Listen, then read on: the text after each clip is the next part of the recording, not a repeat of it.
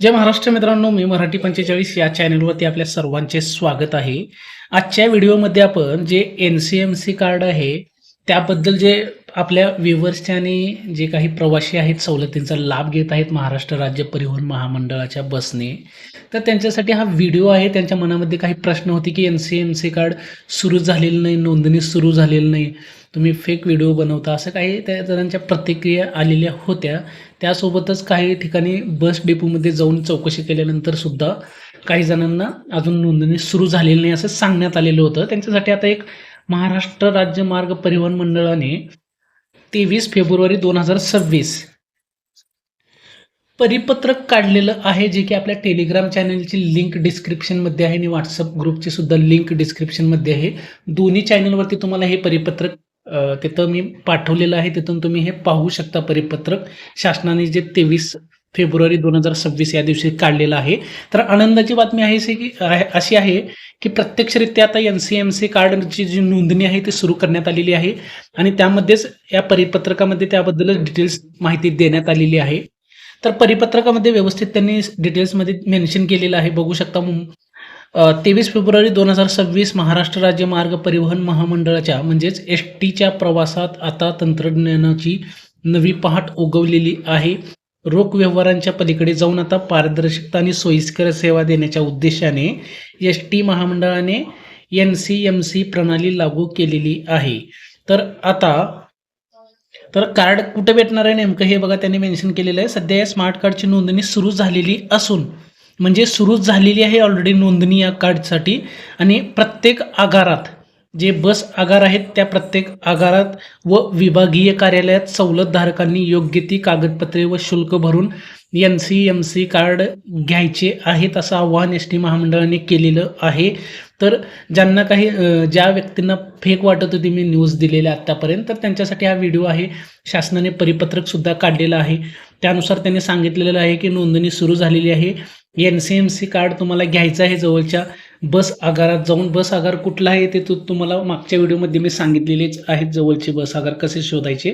आणि त्यासोबतच तुम्हाला तिथं जे 5 सवलतधारक आहेत, म्हणजे त्यामध्ये ज्येष्ठ नागरिक, दिव्यांग, महिला, विद्यार्थी, पत्रकार, स्वातंत्र्य सैनिक असे आणखीन ज्या 5 सामाजिक सवलतींचा लाभ घेत असलेले प्रवासी आहेत, त्यांना त्यांचे संबंधित डॉक्युमेंट घेऊन बस आगारात जायचं आहे. तिथं नोंदणी सुरू आहे, तो नोंदणीत तुमचं नाव द्यायचं आहे ती रक्कम शासनाने दिलेली ती रक्कम भरायची आहे आणि कार्ड घ्यायचे आहेत. तुम्हाला कार्ड कुणाला मिळणार आहेत तर बघू शकता, ज्येष्ठ नागरिक व महिला, त्यासोबतच दिव्यांग, पुरस्कारती व पत्रकार म्हणजे स्वातंत्र्य सैनिक, जे अधिस्वीकृतीधारक पत्रकार आहेत त्यांना हे कार्ड मिळणार आहेत.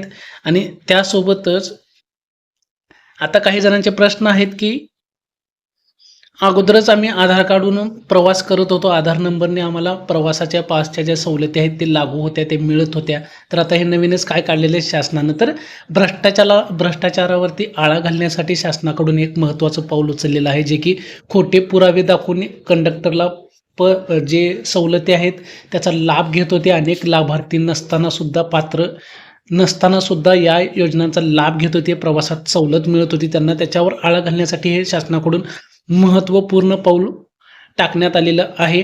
जे की ज्येष्ठ नागरिक असतील त्यांचं आधार संलग्न म्हणजे आधार नंबर जोडूनच हे कार्ड देण्यात येणार आहे. दिव्यांग असतील तर त्यांचं UDID नंबर जोडून हे कार्ड बनवण्यात आलेलं आहे. त्यासोबतच जे विद्यार्थी आहेत त्यांचं सरळ क्रमांकाशी जोडलेलं हे पास म्हणजे NCMC कार्ड असणार आहे. त्यासोबत महिलांना तर सरसकट 50% आरक्षण आहे, त्यामुळे त्यांनाही या योजनेचा लाभ मिळणारच आहे. आणि कार्डची रक्कम कशी असणार आहे सांगतो परत एकदा. नवीन कार्ड घ्यायचं असेल तर 199 रुपये चार्जेस भरावे लागणार आहेत GST सहित. आणि जर जुनं कार्ड तुमच्याकडे असेल तर जमा केल्यानंतर 149 रुपयात नवीन तुम्हाला मिळणार आहे. त्याचसोबत वॉलेट मर्यादा किमान 100 रुपये असणार आहे. म्हणजे जे NCMC कार्ड आहे त्याची रिचार्जची अमाऊंट सांगत आहे मी 100 रुपये आहे.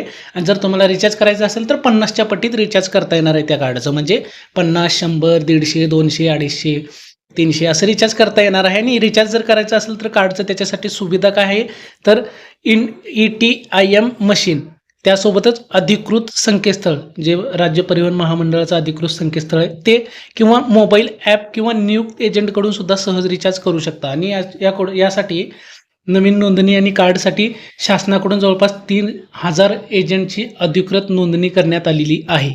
त्यामुळं कुठेही भ्रष्टाचार होणार नाही आहे. ऑनलाईन आहे सगळं कारभार, त्याच्यामुळं पारदर्शकता येणार आहे.